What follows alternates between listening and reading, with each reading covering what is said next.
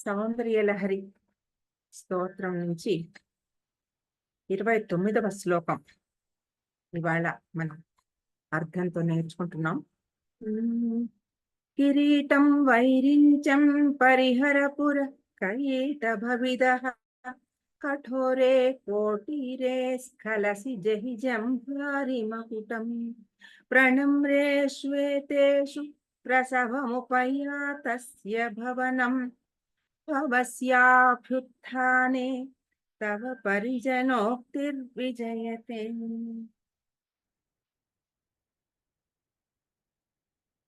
సమయాచారం అన్ని శ్లోకాల్లోనూ చెప్తున్నారు.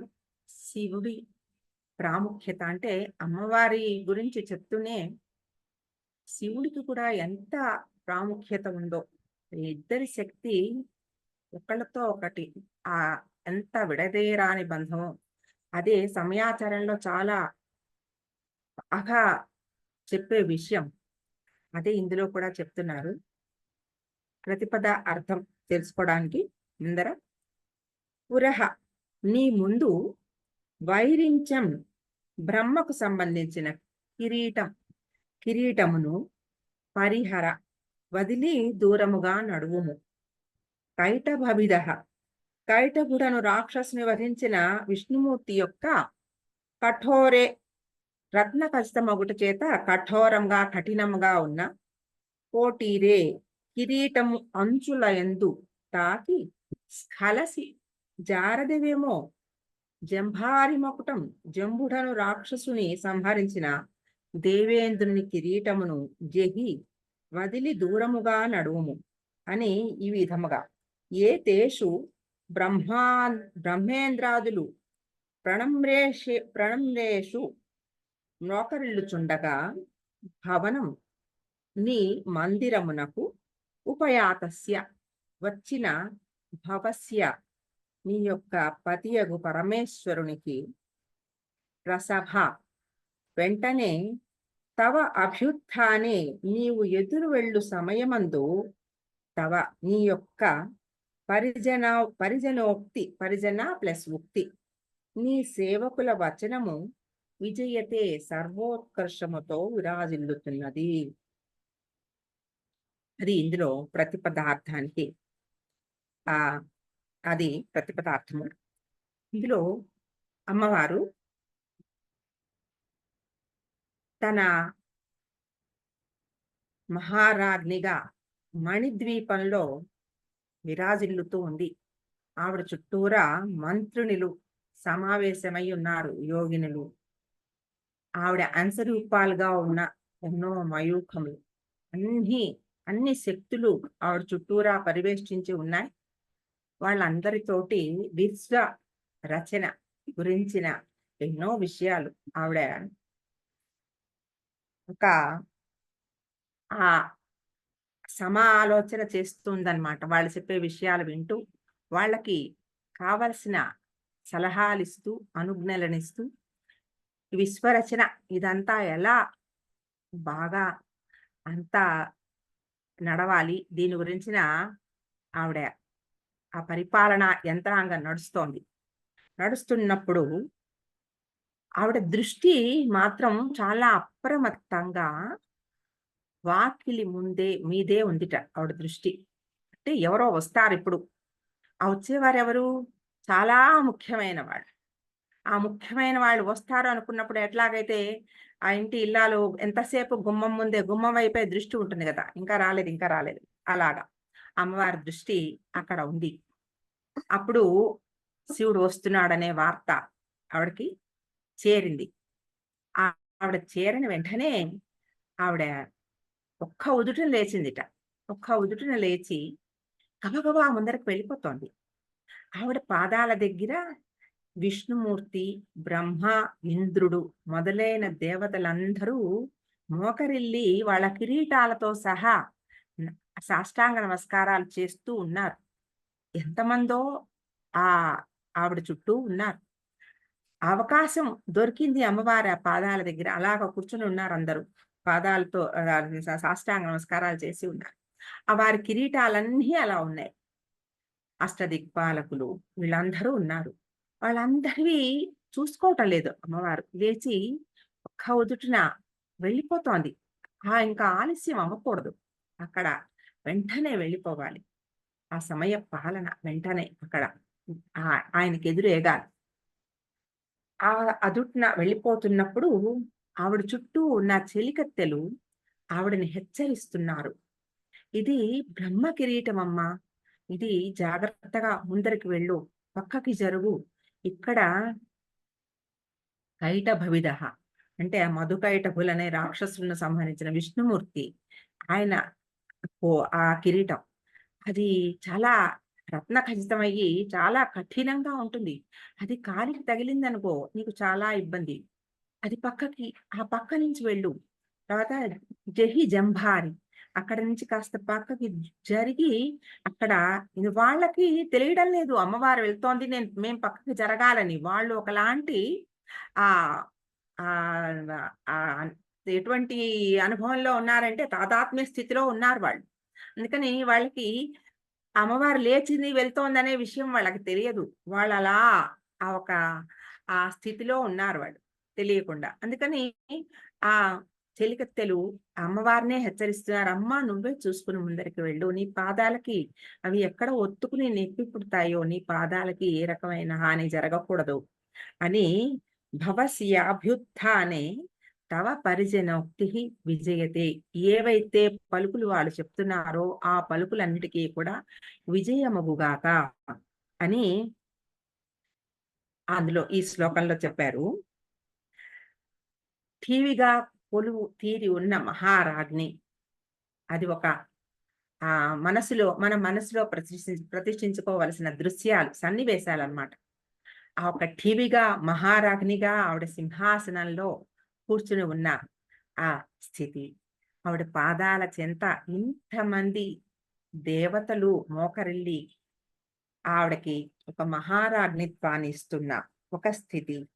దాని తర్వాత ఆవిడ పరమ పతివ్రతా శిరోమణిగా తనకి ఇంత గొప్పతనం అంటే విశ్వ మహారాజ్ఞి అయినా కూడా తన భర్త వస్తున్న సమయంలో ఇటువంటివి ఏవి కూడా ఆమెను ఆపకుండా భర్తకి ఎదురు వెళ్లి స్వాగతించవలసిన ఆ సమయానికి వెంటనే లేవడం. అది కూడా ఒక్క ఉదుటున ఎటు జరుగుతోందో, ఏమి జరుగుతోందో తెలియకుండా అంటే విపరీతమైన ఒక ఆహ్, గౌరవము, ఇష్టము, ప్రేమ, అభిమానం అన్నీ అన్నమాట. కాబట్టి వాటన్నిటితోటి నిండి ఉన్న ఒక ఆ భావంతో ఆవిడ లేచి వెళ్తోంది. ఇది ఇది ఒక రకమైన ఎక్స్‌ప్లనేషన్. తర్వాత ఇందులో ఇంద్రుడు విరించి జంభారి అంటే ఇంద్రుడు, కైటభవితుడు అంటే విష్ణుమూర్తి, విరించిహి అంటే బ్రహ్మ. వీళ్ళ ముగ్గురు గురించి ప్రస్తావన చేశారు. వీటి లోపలికి మనం వెళ్ళాలి. పైన ఆ ఒక అర్థం ఇప్పుడు మనం చెప్పుకున్నాం. అమ్మవారు పరివేష్టించబడి ఉంది మణిద్వీపంలో. ఆవిడ చుట్టూరా ఉన్న ఈ దేవతలందరూ ఆవిడ ఆహ్, ఆహ్, ఆవిడ నుంచి వచ్చిన మయూఖలే వాళ్ళందరూ ఉన్నారు. ఇవన్నీ కూడా. మనం అదే అయింది. దాని తర్వాత ఇప్పుడు విష్ణుమూర్తి కైటభవిదః అని చెప్పారు. ఆ కైటభవిదః అని చెప్పడం ఏంటి? ఇందులో ఒక అర్థం ఉంది. మధుకైటభులని వధించాడాయన. ఈ మధుకైటభులు ఎలా వాళ్ళు ఉద్భవించారు? ఆయన పాల సముద్రంలో ఆయన యోగ నిద్రలో ఉండగా ఆయన చెవి నుంచి వచ్చిన ఇద్దరు మలినాలు, ఇద్దరు రాక్షసులుగా మధుకైటభులుగా జన్మించారు. వాళ్ళు, వాళ్ళు ఏం చేశారట? వేదాలనన్నిటినీ కూడా ఏవైతే ధర్మ ఆచరణకి సంబంధించిన ఈ వేదములున్నాయో, వేద వచనాలు వాటన్నిటిని వాళ్ళు దొంగిలించేశారు. దొంగిలించి నీళ్ళల్లో, సముద్రంలో ముంచేశారు. అటువంటి ఆ వేద వాకులన్నీ పూర్తిగా ఆ సముద్రంలో పడేటప్పటికి ప్రపంచం అంతా అల్లకల్లోలం అయిపోయింది. అంటే ఒక సరైన ధర్మ ఆచరణ లేదు. ఒకలాంటి గగ్గోలు చెల్లాచెదరు అయిపోయినట్టు అయిపోయింది. అటువంటి ఆ స్థితిలో విష్ణుమూర్తి ఆయన మళ్ళా మేలుకొని ఆ రాక్షసులిద్దరిని వధించి అప్పుడు ఆ వేద రక్షణ పరిరక్షణ చేశారాయన. ఇది ఈ కథలో మనకి నీతి ఏమిటంటే, మధుకైటభులు వాళ్ళిద్దరూ వేదాలని దాచేయడం అంటే, విష్ణుమూర్తి పాలసముద్రంలో ఆయన యోగ నిద్రలో ఉన్నారంటే, పాలసముద్రము అనే దానికి మనం ఎలాంటి అర్థం చెప్పుకోవచ్చంటే, కాన్షియస్‌నెస్సు అంటే మనలో ఉన్న ఆ పూర్తి జ్ఞానం ఏదుందో, ఆ జ్ఞానం ఒక నిశ్చల స్థితిలో ఉన్నప్పుడు ఆహ్, ఆహ్, ఆహ్, ఆహ్, శేషతల్ప సాయి అయిన విష్ణుమూర్తి అంటే కుండలిని పూర్తిగా పైకి వెళ్ళి దాని అభివృద్ధి అది పూర్తిగా కుండలిని ఇదయిన తర్వాత ఉన్న ఆ స్థితిలో అంటే ఒక జ్ఞానం సాధకుడిలో ఉన్న ఆ నిశ్చల స్థితిలో ఉన్న ఆ జ్ఞానంలో ఇటువంటి మలినాలు ప్రవేశించి పూర్తిగా మన కాన్షియస్‌నెస్ అంటే లోపల ఉన్న జ్ఞానానికి సంబంధించిన ఆ పూర్తిగా దాన్ని మాయలో పడేసి కనబడకుండా చేయడము అంటే ఏమిటి? పూర్తిగా దానిని మాయతో కప్పేసేయడం. ఈ కప్పేయడం వలన ఏమంటే మాయ, అవిద్య ఇవి 2 పైకి వచ్చేసాయి. మాయ, అవిద్య. లేదంటే జ్ఞానము, శుద్ధ విద్య ఉంటాయి. ఇవి రెండిటిని మూయగలిగినవి మాయ, అవిద్య. ఇవి 2 ఎప్పుడైతే బయటకొచ్చేసాయో సాధకుడిలో పూర్తిగా ఒక ఖయాస్ అంటారు కదా! చాలా ఒకలాంటి గగ్గోలు. ఏమిటో ఏం జరుగుతోందో తెలియని ఒక స్థితి. బయట ప్రపంచం అంటే సత్యాన్ని మిథ్య అనుకోవడం, మిథ్యని సత్యం అనుకోవడం. అంటే బయట కనపడుతున్న ప్రపంచం అంతా సత్యం అనుకోవడం. ఇది భగవంతుడు, దైవ చింతన ఇటువంటి ఈ సాధన ఇవంతా మిథ్య. ఏమో ఏముందో లేదో తెలీదు మనకి. ఉన్న వాటిల్లో ప్రపంచంతో సంబంధం పెట్టుకోవడం, ఈ ప్రపంచమే మనకి కావాలి అనే ఒక భావం. ఇటువంటి ఈ మాయలో పడేయడం అదే మధుకైటబుల లక్షణం అన్నమాట. ఈ రాక్షసుల వెనకాల పురాణం వెనకాల అసలు తత్వం ఏమిటంటే ఇది.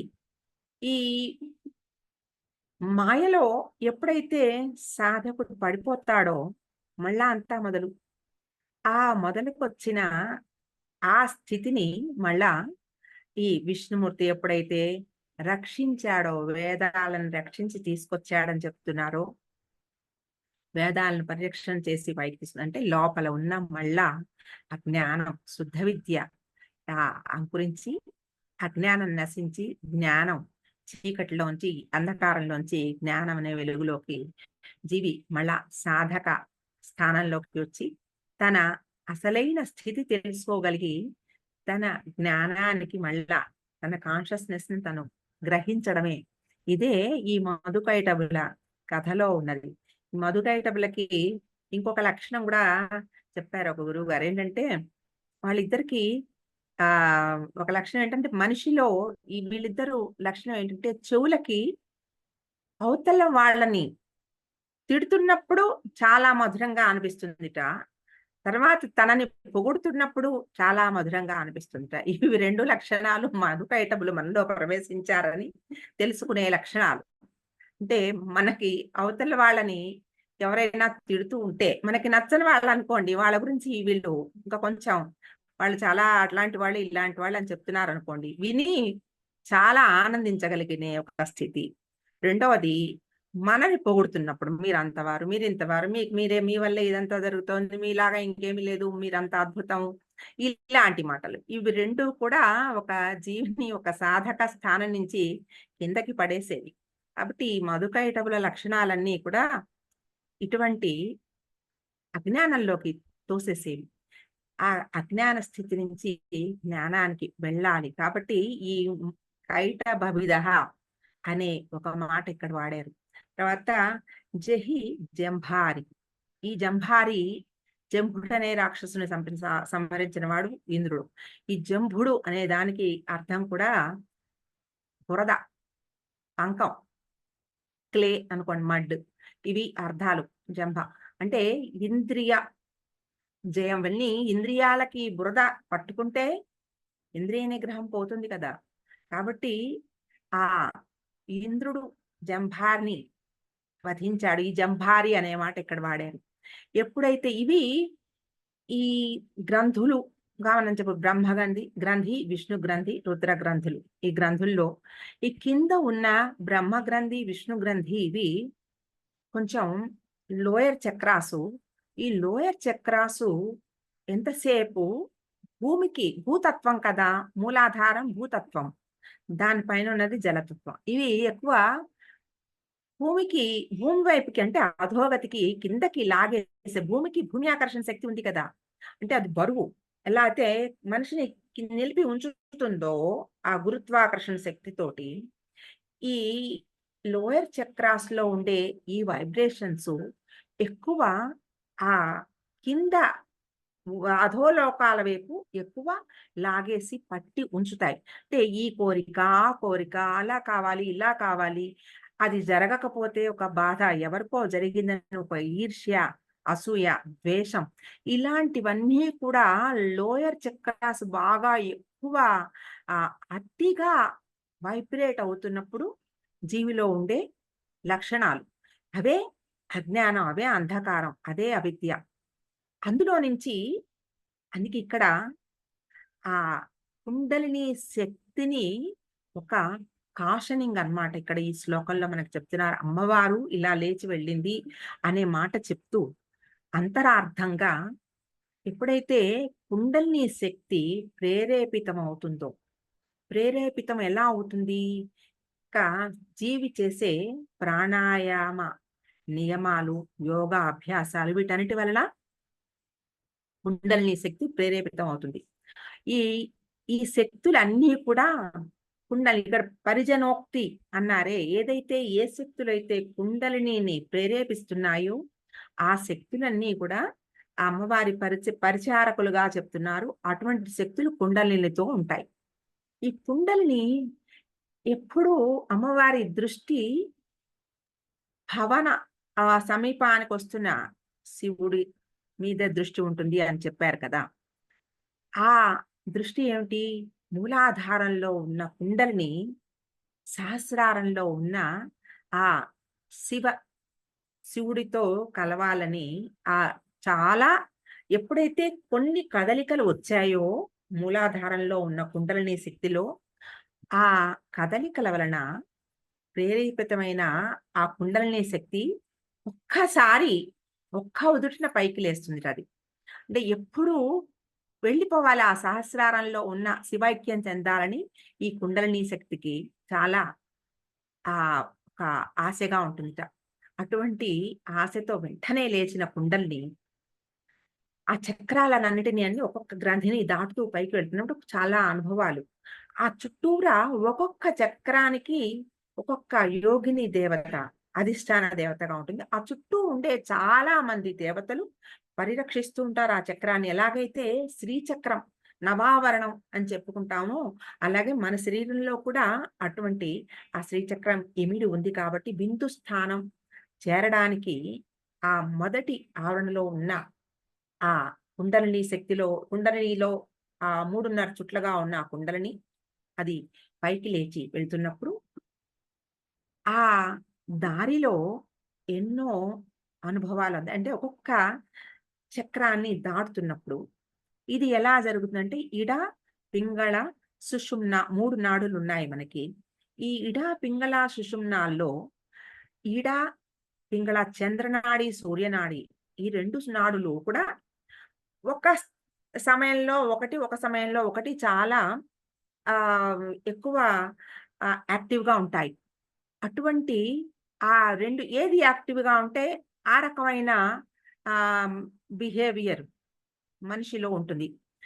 ఇవి 2 ఎప్పుడైతే సుషుమ్నా నాడి ఎప్పుడైతే ఈ రెండిటి మధ్యలోంచి ముందరకొచ్చిందో, ఈ రెండిటిని అంటే స్టీరింగ్ వీల్ అది సుషుమ్నా తీసుకుంటుంది. అప్పుడు పింగళ 2 కూడా కొంత అవి ఆ స్పీడ్ నియంత్రణ అవుతాయి.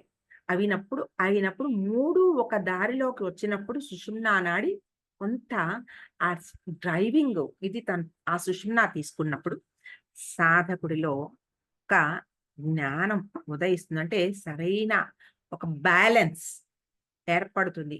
ఈ బ్యాలెన్స్ వచ్చినప్పుడే అంటే మీకు అర్థం అవ్వాలంటే డ్రైవింగ్ నేర్చుకుంటున్న కొత్తల్లో స్పీడ్ మీద యాక్సిలరేటరు, బ్రేకు, తర్వాత క్లచ్ ఈ 3 ఉంటాయి. ఈ మూడిటిని కూడా ఆపరేట్ చేస్తున్న ఆ డ్రైవరు కొంత కంట్రోలొచ్చాక యాక్సిలరేటర్ మీదకి జాలా వెళ్ళిపోతూ ఉంటుంది కాలు. యాక్సిలరేట్ చేసేస్తూ ఉంటుంది. వెళ్తున్నప్పుడు మీ క్లచ్ ఆపరేషను, బ్రేక్ ఆపరేషన్ కూడా సమంగా ఉండాలి. అలా లేనప్పుడు యాక్సిడెంట్స్ అవుతాయి. ఆ పక్కన ఉన్న డ్రైవింగ్ నేర్పిస్తున్న ఆహ్, డ్రైవరు ఆయన దగ్గర గూడా ఉంటాయవి. ఆ క్లచ్చు, యాక్సిలరేటరు, బ్రేకు నేర్చుకుంటున్న టైంలో. వాళ్ళు కూడా ఆపరేట్ చేస్తూ ఉంటారు. మనమే డ్రైవ్ చేస్తున్నామని మనం అనుకుంటూ ఉంటాం గానీ, కొన్ని కొన్ని సమయాల్లో వాళ్ళు కూడా ఇస్తారు. అబ్బా! ఇందులోంచి బయటపడ్డానని నీకనిపించినప్పుడు, పక్కన నేనే నొక్కా అమ్మా! మీరు లేకపోతే మీరు కొట్టేసేవారే అంటారు. ఆహ్, ఆహ్, డ్రైవింగ్ నేర్పిస్తున్న అతను. అంటే అటువంటి ఒక స్థితి నేర్చుకుంటున్న కొత్తలో ఎలాగైతే స్పీడ్ మీదకి వెళ్ళిపోతూ ఉంటుందో కాలు, అలాగా ఆ సాధక స్థితిలో ఉన్న ఒక సాధకుడికి చాలా కొత్త అనుభవాలు ఇవన్నీ రకరకాలుగా అనుకున్నది అనుకున్నట్టుగా అయిపోవడం. ఏదో నేనిది చేయంగానే, నేనిది అనుకోంగానే ఆ మనిషి కనబడ్డారు. వాళ్ళకి నేను వాళ్ళ కోసం నేనిది చేస్తాననగానే వాళ్ళకది జరిగిపోయింది. వాళ్ళొచ్చి నా దగ్గర చెప్పారు. ఆ మాట నేను 10 మందికి చెప్పుకుంటాను ఆ విషయం. నేనిలా చేశాను వాళ్ళకి చాలా హెల్ప్ అయింది అని. అంటే ఇలా చెప్పుకుంటూ, చెప్పుకుంటూ ఏమైంది? నా సాధన నుంచి నేను పక్కకి మళ్ళిపోయాను. కొంత గొప్ప నాలో ప్రవేశిస్తుంది. అంటే నేనిలా చేయగలిగాను అంటే ఇది నా శక్తే అని మధ్య మధ్యలో ఒక ఆహ్, భావం వస్తూ ఉంటుంది. అది అపోహ. ఒక అపోహ అన్నమాట. నేనే చేసేస్తున్నాను. నా వల్లే అని అనిపిచ్చేస్తూ ఉంటుంది. అటువంటి ఆ అనుభవానికి ఎలాగైతే పక్కనున్న నేర్పిస్తున్న డ్రైవరు కాదమ్మా నేనే చేశాను అన్నట్టు, గురువులు పక్కన ఉండి నియంత్రిస్తూ ఉంటారు. అలాగా ఆ అమ్మవారి పక్కన ఇప్పుడు నేను చెప్పానే ఈ యోగ సాధనలో ప్రాణాయామ నియమాలు వీటన్నిటి వలన మనలో జాగృతమైన కొన్ని శక్తులు మనని కొంత నియంత్రించి ఎప్పటికప్పుడు కొంత కంట్రోల్ చేస్తూ ఉంటాయి. అటువంటి అపోహలు మనలో రానీయకుండా మనని ఒక సరైన బలమైన సాధనా మార్గంలో కొంచెం బ్యాలెన్స్‌డ్‌గా ఒకటి ముందర, ఒకటి వెనక కాకుండా సరైన బ్యాలెన్స్‌డ్ స్థితిలో పైకి ఎదగగలిగే ఒక శక్తిని ఈ పక్కన ఉన్న ఈ శక్తులన్నీ మనకి సహాయం చేస్తూ ఉంటాయి. వెళ్తున్నప్పుట యోగ ఒక్కొక్క చక్రం దగ్గర ఒక యోగిని దేవత ఉంటుంది. ఆ చక్ర యోగిని. ఆ చక్ర యోగినికి కనెక్టెడ్‌గా కొన్ని సహకరించే కొన్ని దేవతలు, వాళ్ళందరి శక్తులు కూడా ఎప్పటికప్పుడు సహాయకారిగా ఉంటూ ఉంటాయట మనకి. అంటే మనం మామూలుగా ఫిజికల్ బాడీ గురించి మాట్లాడితే గూడా చూడండి శరీరంలో ప్రతి ఒక్క చక్రానికి కనెక్టెడ్‌గా కొన్ని అవయవాలుంటాయి కదా! అవి కూడా సరిగ్గా ఒక హ్మ్. ఆరోగ్య స్థితిలో లేకపోతే, అది ఇబ్బంది పడిపోతుంది శరీరం. ఒక్క కణంలో తేడా వచ్చినా కూడా, అంత మొత్తం శరీరం పూర్తిగా అప్‌సెట్ అయిపోతుంది. కాబట్టి ఏ చిన్న తేడా వచ్చినా శరీరంలో, ఆ మొత్తం శరీరానికి ఎలాంటి ఇబ్బంది కలుగుతుందో, ఆ తేడా లేకుండా చాలా అంటే ఒక ఎస్కలేటర్‌లో అంటే ఒక లిఫ్ట్‌లో ఎక్కినప్పుడు ఎంత స్మూత్ ఆపరేషన్ ఉంటుందో, అటువంటి ఆపరేషను ఇక్కడ ఈ సమయాచారంలో మనకి జరుగుతుంది. అందుకే ఇక్కడ సమయాచారం అనే మాటని ప్రస్తావన చేసుకున్నాం. ఎందుకంటే ఈ సమయాచారంలో శివ, శక్తి రెండిటి యొక్క ప్రాముఖ్యత ఒకటి ఎక్కువ, ఒకటి తక్కువ లేదు. రెండూ చాలా ముఖ్యమైనవి. అటువంటి ఆ శివశక్తుల ఐక్యత వలన మనలో ఉద్భవించిన ఆ జ్ఞానము మనని సరైన పాళల్లో మనకి జ్ఞానాన్ని ప్రకాశింపజేసి సరైన మార్గంలో మనం పైకి ఎదిగేటట్టుగా చేస్తాయి. అది ఇందులో చెప్తున్నారు. అంటే ఒక సాధకుడిలో కుండలిని జాగృతమైన స్థితిలో ఆ సాధకుడిలో ఎటువంటి ఇబ్బందులు కలగకుండా ఉండే ఒక వర్డ్ ఆఫ్ కాషన్ ఇది. అంటే ఒక జాగ్రత్త. అంటే ఈ శ్లోకం దానికొచ్చాక ఆయన శంకరాచార్యుల వారు ఇది మనకి చెప్తున్నారు. ఈ స్థితిలో అలాంటి ఒక ఇబ్బంది వస్తుంది. ఆ ఇబ్బంది రాకుండా ఈ సమయాచారం ఏదుందో, ఆ సమయాచారం సాధకుడిని సరైన మార్గంలో నియంత్రించి ఆ సుషుమ్నా నాడి ఇడా పింగళాలు కొంచెం అవి సబ్సైడ్ అయ్యాక సుషుమ్నా నాడి ప్రయాణం ముందరికి జరిపి సుషుమ్నా నాడి ద్వారా కుండలిని శక్తి సహస్రారంలో ఉన్న శివ ఐక్యం చెందడం అనేది ఈ శ్లోకంలో మనకి వివరించారు. ఇందులో రజస్సత్వ తమో గుణాలు రజస్సత్వ గుణాల గురించి చెప్పారు. ఇవి రెండు రజోగుణం తమో గుణం గురించి చెప్పారు. ఈ రజోగుణం తమో గుణము అవి ఎదిగే దశలో కొంచెం పూర్తిగా పక్కదారి పట్టే అవకాశం ఉంది. అందుకని ఈ రజోగుణము అహంకారానికి, తర్వాత తమో గుణం అజ్ఞానానికి పూర్తిగా దారి మళ్ళించేస్తాయి. కాబట్టి సాధకుణ్ణి ఈ మధు కైటవ విదహానిను జంభారి జహి అనిను ఇవి రెండు చెప్పాక అప్పుడు విరించిహి బ్రహ్మ గురించి కూడా చెప్పారు. బ్రహ్మ అంటే ఏమిటి? క్రియేషన్ కదా, సృష్టి. అప్పుడు సరైన రజోగుణం తమో గుణం వీడి రజోగుణంలోకి వచ్చిన సాధకుడిలో క్రియాత్మకత అంటే సృష్టి సరిగ్గా జరుగుతుంది. సరైన మార్గంలోకి నడుస్తుంది. అది సరిగ్గా లేనప్పుడు మనలో ఉండే ఒక క్రియేటివిటీ సరిగ్గా ఉండదు. అది డిస్ట్రక్షన్ అవ్వచ్చు. కాబట్టి ఆ కన్‌స్ట్రక్షన్ ప్రాపర్‌గా ఉండాలి అంటే సరైన ఈ రజోగుణము, తమో గుణము కూడా ఒక సాధకుడిలో సమంగా ఉండాలి. వాటిని నియంత్రించే దేవత అధీనంలో ఉండాలి. కాబట్టి ఆ దేవతల గురించి ఇక్కడ ప్రస్తావన చేశారు.